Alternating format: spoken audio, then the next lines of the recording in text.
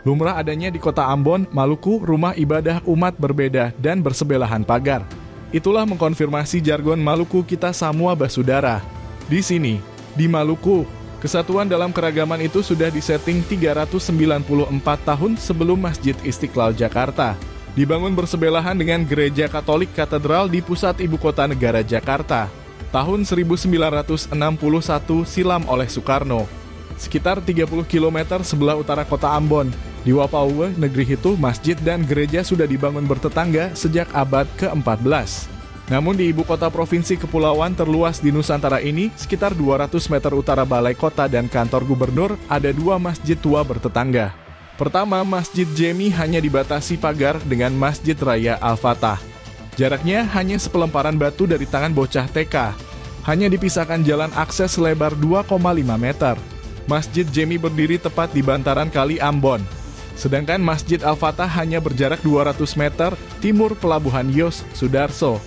Ini bandar kapal tertua di kota berpenduduk 387.000 jiwa itu. Di Maluku bahkan di Indonesia jarang ada landscape masjid besar dan bersejarah dibangun bertetangga. Konstruksi Masjid Jemi didominasi kayu ulin abad ke-17 Masehi. Hampir 87% materialnya masih kayu padat menyerupai besi. Masjid ini kini masuk daftar cagar budaya nasional di Maluku.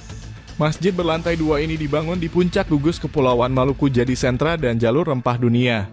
Arsitektur dan ornamennya serupa dengan 4 masjid tua Kesultanan Ternate, Tidore, Bacan, dan Jailolo di gugus Nusa Utara Maluku. Ukiran kayu dan bunga cengkeh masih terpelihara di mimbar khatib dan ruang imam. Beduk tua di selasar depan masjid juga masih lestari dan jadi simbol waktu sholat. Sedangkan Masjid Raya Al-Fatah lebih modern. Konstruksi batu bata, semen, keramik, porselen, dan menara tinggi menjulang. Masjid Jemi sekira hanya bisa menampung 500 jamaah di ruang utama. Sedangkan Masjid Al-Fatah 10 kali lipatnya. Saat Lebaran Idul Fitri, jamaah bisa meluber hingga ke halaman dan lahan seluas 5.000 meter persegi. Dari pantauan tribunambon.com, demografi jamaahnya relatif berbeda. Masjid Jemi jamaahnya mayoritas 50 tahun ke atas. Berbanding terbalik dengan Masjid Al-Fatah, usia jamaahnya rata under 50. Masjid Jemi, saf jamaah muslimah di belakang jamaah muslim. Sedangkan Masjid Al-Fatah bersebelahan namun di ruang berbeda, sebelah taman seluas 10 kali 10 meter. Di Masjid Jemi, keteduhan dan kekhusyuan tua terasa kental. Sedangkan di Masjid Al-Fatah membuat jamaah terasa sangat kecil dengan kelapangan dan tingginya kubah masjid. Di Ramadan 1445 Hijriah ini, dua masjid bertetangga itu tetap setia menampung hasrat spiritualisme warga Ambon dan Maluku. Masjid Jemi sebagian besar jamaahnya warga sekitar.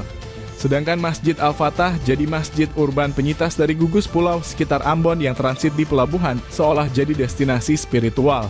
Dalam 10 hari terakhir, kedua masjid ini tak menghadirkan dai penceramah salat tarawih.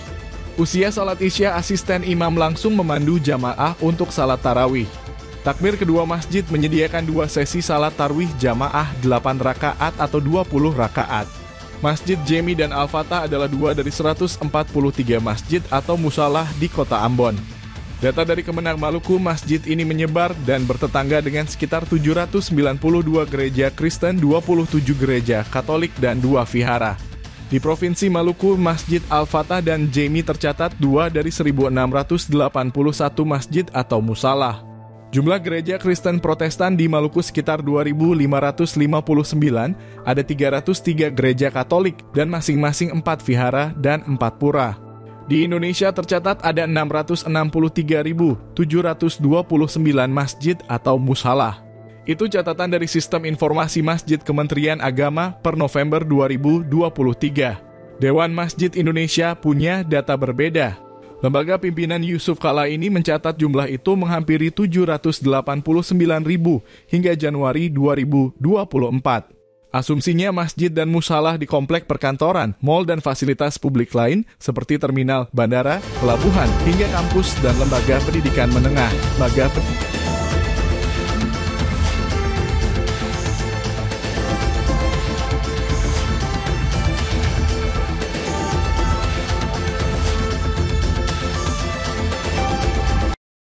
Download Tribun X sekarang, menghadirkan lokal menjadi Indonesia.